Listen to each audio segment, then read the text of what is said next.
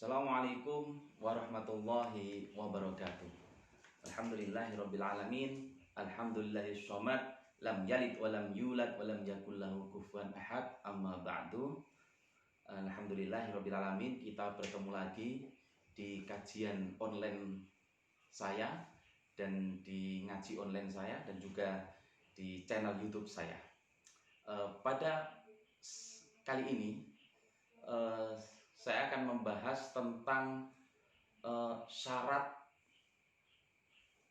tentang pernikahan yang mana ditambahi syarat oleh salah satu pihak. Jadi terkadang kan ada seorang perempuan yang ketika mau dinikahi, mau saya dinikahi, dia bilang begitu, tapi ada syarat tambahan. Apa syarat tambahannya? Misalnya syarat tidak mau dipoligami, begitu misalnya, atau syarat harus tetap tinggal di rumahnya. Nah, itu kita akan lihat syarat-syarat seperti itu boleh atau tidak, dan juga apakah mempengaruhi sahnya pernikahan atau tidak. Oke, para ulama kemudian membagi beberapa syarat tersebut menjadi 4. Jadi menjadi 4 ya. Pertama adalah asyurutul lati yajibu al-wafa'u biha. Jadi syarat yang malah wajib dilakukan. Jadi syarat itu malah wajib dilakukan. Misalnya seorang laki-laki, seorang perempuan menikah, tapi kemudian syaratnya itu malah mensupport atau menguatkan fungsi dari pernikahan. Ini malah syarat tersebut menurut para ulama harus dilakukan. Misalnya apa? Misalnya seorang suami atau seorang istri ya, itu mensyaratkan, oke, saya mau dinikahi dan saya mempunyai syarat, yaitu syaratnya Mas harus menafkahi saya, misalnya begitu. Mas harus memberikan nafkah batin kepada saya. Itu kan syarat yang diminta mensupport atau menguatkan fungsi pernikahan dan memang perintah-perintah hak dan kewajiban yang sudah ada. Maka boleh kalau seperti itu. Jadi itu boleh. Jadi yang pertama tadi syarat yang malah wajib dilakukan. Karena apa? Karena dia syarat yang diucapkan atau yang diinginkan oleh pasangan suami istri tadi malah syarat yang mensupport terjadinya maslahah dalam pernikahan. Itu boleh. Misalnya mensyaratkan untuk menafkahi, atau istrinya mensyaratkan, oke, saya mau dinikahi dengan syarat muasyarah bil ma'ruf, itu digauli dengan baik saya. Nah gitu. Itu memang sudah tugasnya seperti itu, memang kewajiban suami muasyarah bil ma'ruf. Jadi gak apa-apa, boleh saja. Nah, itu syarat yang pertama. Kemudian syarat kedua adalah asyurutul lati la yajibu al-wafa'u biha, yaitu syarat yang malah tidak wajib untuk dilakukan. Nah, jadi yang kedua ini syarat yang tidak wajib dilakukan. Misalnya apa? Misalnya syarat-syarat yang menafikan fungsi kewajiban suami istri. Nah, misalnya begini, suami mensyaratkan kepada istrinya, oke, aku nikahi kamu tapi aku punya syarat. Ya. Syaratnya apa, Mas, gitu? Syaratnya bahwa tarkul infak misalnya. Misalnya jadi saya mau menikahi kamu tapi dalam akadnya nanti ada syaratnya. Syaratnya adalah ketika sudah nikah saya tidak menafkahi kamu. Misalnya gitu, saya tidak menafkahi kamu. Atau syarat, oke, saya menikah, atau istrinya juga bilang begini, Mas, saya rela dinikahi, tapi saya ada syarat. Syaratnya apa, Dik? Syaratnya saya tidak mau dijimat. Saya tidak mau menafkahi, nafkah batin, memberi. Saya tidak mau melayani Mas gitu. Ini syarat yang begini, ini syarat yang tidak wajib untuk dilakukan. Nah, gitu, tidak wajib dilakukan. Mengapa? Karena syarat ini bertentangan dengan fungsi pernikahan dan fungsi akad. Nah, jadi gitu. Syarat yang nomor 2, tidak wajib dilakukan. Tapi bagaimana hukum pernikahannya? Kata ulama, wa amal akdu fi nafsihi fahuwa sahih. Tapi akadnya itu sah. Nah, jadi akadnya itu sah. Jadi akadnya sah. Li'anna hadhihi syurut ta'udu ila makna zaid fil akdi. Karena sebenarnya syarat ini itu hanya syarat tambahan. Jadi kalau akadnya sudah sesuai, ya tetap sah. Cuman karena pada dasarnya syarat-syarat yang dilakukan ini, yang ditambahkan hanya merupakan syarat tambahan. Jadi tidak substansi syarat sah akad, tidak mempengaruhi syarat sah akad. Jadi kalau syarat sahnya, akadnya sah. Nah ini syarat yang nomor 2, model nomor 2. Nah kemudian ada yang nomor 3, model syarat-syarat yang ditambahkan dalam sebuah perkawinan. Misalnya ada asyurutul lati fiha naf'un lil mar'ah. Syarat-syarat yang itu memberikan manfaat tambah lebih bagi perempuan. Nah, ini yang menjadi masalah kemudian di sini, yang diperdebatkan ulama di sini. Kalau yang pertama tadi oke, ulama sepakat. Syarat yang model kedua itu sepakat. Nah, syarat yang ketiga ini syarat yang memberikan keuntungan kepada perempuan. Nah, misalnya apa? Misalnya syarat bahwa perempuan mau dinikahi, tapi syaratnya, Mas, saya harus tetap tinggal di rumah ini, atau saya tidak boleh dibawa kemana-mana gitu. Dan itu syaratnya diucapkan dalam ini ya, dalam di dalam akad. Nah itu contoh, salah satu contoh.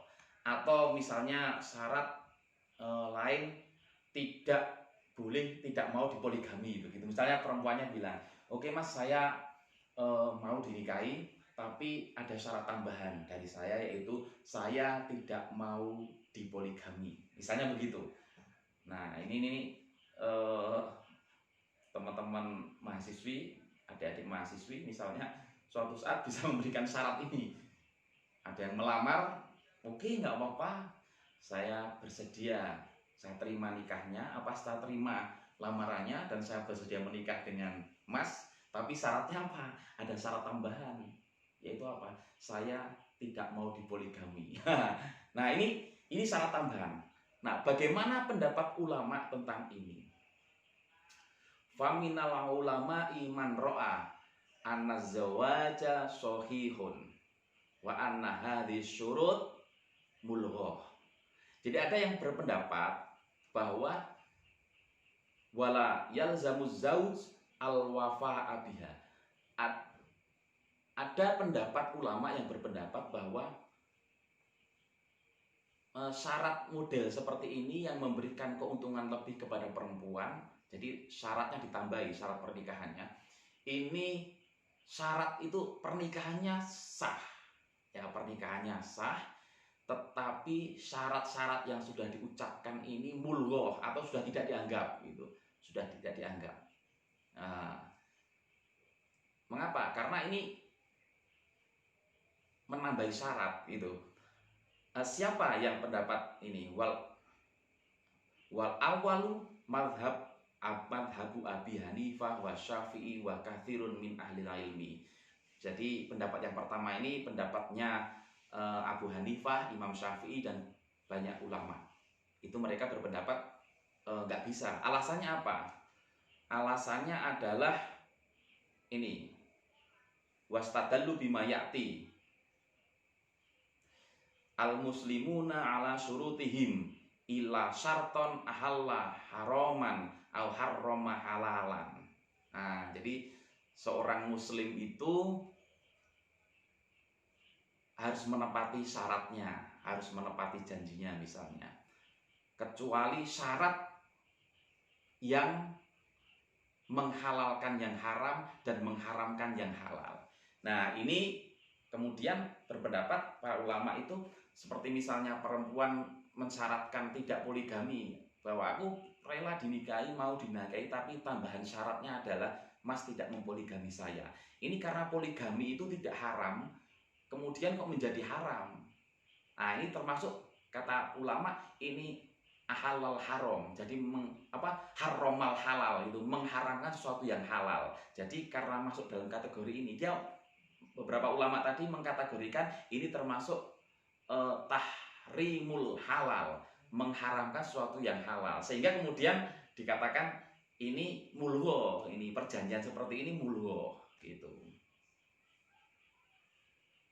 Kulus ada, mereka mengambil dalil juga hadis Rasulullah, kullu syartin laisa fi kitabillah fahuwa batil wa ingkana mi'atu syartin. Nah, setiap syarat yang tidak ada dasarnya dari Allah dalam kitab Allah itu batal gitu. Nah, ini beberapa dalil. Tetapi ada beberapa ulama juga, banyak pendapat juga yang kemudian berpendapat yang nomor 2. Tadi kan nomor 1, pendapat nomor 1. Pendapat yang nomor 2 adalah wa minhum man dhahaba ila wujubil wafa bimastarota lil mar'ah. Jadi ada juga para ulama yang berpendapat bahwa pemenuhan terhadap syarat ini menjadi wajib. Menjadi wajib ya. Fa'ilam yafi laha fasaho an azawaju. Jadi kalau misalnya kemudian seorang suami kok tidak memenuhi ini, maka fashun nikah, fase nikahnya. Jadi misalnya seorang suami ketika di akad awal itu mereka bersepakat, istri mengatakan, "Dik, Mas ya, Dik, Mas, saya sepakat dinikahi, mau dinikahi panjenengan, tapi ada tambahan syarat, yaitu saya tidak mau dipoligami." Nah, kemudian begitu sang suami ketika akad menambahkan syarat tidak mempoligami, dan ketika ternyata di suatu hari kok suami poligami misalnya, maka fashon nikah, fase rusak itu akadnya. Nah, ada ini pendapat yang nomor 2, pendapat kedua. Nah, siapa yang berpendapat kedua? Nah, itu warok yuthani madhab Umar bin Khattab. Malah madhabnya para sahabat. Jadi Umar bin Khattab, kemudian Sa'ad bin Abi Waqqas, Muawiyah, Amr bin As. Mereka semua berpendapat bahwa syarat seperti itu boleh dilakukan, dan kalau suami melanggar fase nikahnya. Jadi begitu. Nah, kemudian syarat yang nomor 4 ya, model syarat yang dibarengkan dengan akad yang nomor 4. Ini yang ditolak.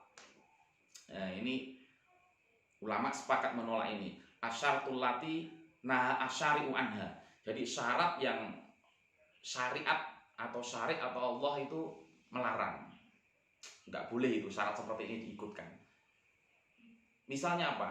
Misalnya seorang perempuan dia mensyaratkan begini, mau dinikahi oleh laki-laki, kemudian seorang laki-laki dia bilang begini, "Oke Mas, saya bersedia untuk dinikahi, tapi syaratnya engkau menceraikan istri pertamamu." Nah, gitu misalnya. Engkau syaratnya menceraikan istri pertamamu. Nggak bisa itu, nggak bisa. Nggak boleh itu. Ini dilarang oleh syariat. Rasulullah dalam banyak hadis mengatakan begitu. Misalnya, latas alul mar'atu tolaqo ukhtiha. Wah, itu seorang perempuan itu tidak boleh meminta suaminya, calon suaminya untuk kemudian mentalak, atau meminta suaminya untuk mentalak saudaranya. Maksudnya mentalak istri yang lainnya gitu. Dalam lafaz yang lain Rasulullah mengatakan, naha antastaritul mar'atu tolaqo ukhtiha. Rasulullah itu melarang syarat seorang perempuan itu memberikan syarat agar suaminya itu mentalak istrinya yang lain. Nah, itu nggak boleh. Nah, kalau model syarat yang seperti ini itu dilarang oleh syariat. Nah, gitu. Jadi ini ya. Oke, saya review.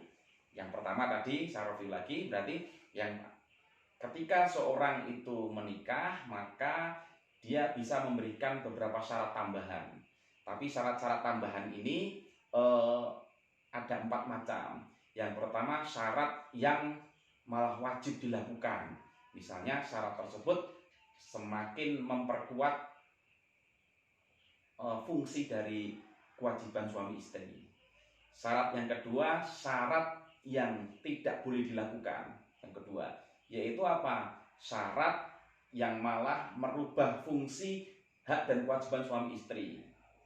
Misalnya seorang suami, ya oke, kita nikah ya, tapi saya ada syarat bahwa saya tidak akan menafkahi kamu.